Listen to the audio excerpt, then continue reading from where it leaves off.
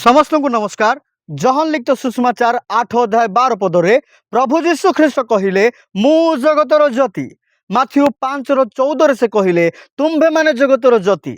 जीशु ख्रीष्ट जगतर ज्योति अटंती और से आंभ मानकु मध्य जगतर ज्योति भाव देखा चाहती। आपण जगतर ज्योति अटंती कि?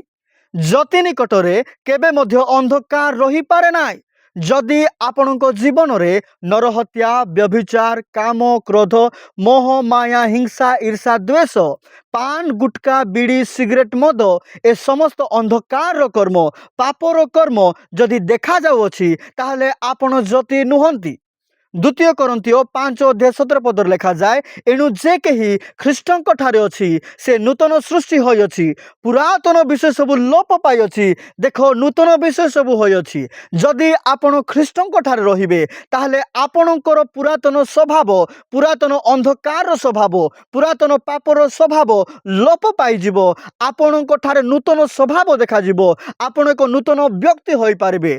प्रभु जीशु ख्रीष्टंक सदृश्य आपण आलोक होई पारिबे। अनेक लोकंक जीवनर पथ प्रदर्शक होई पारिबे।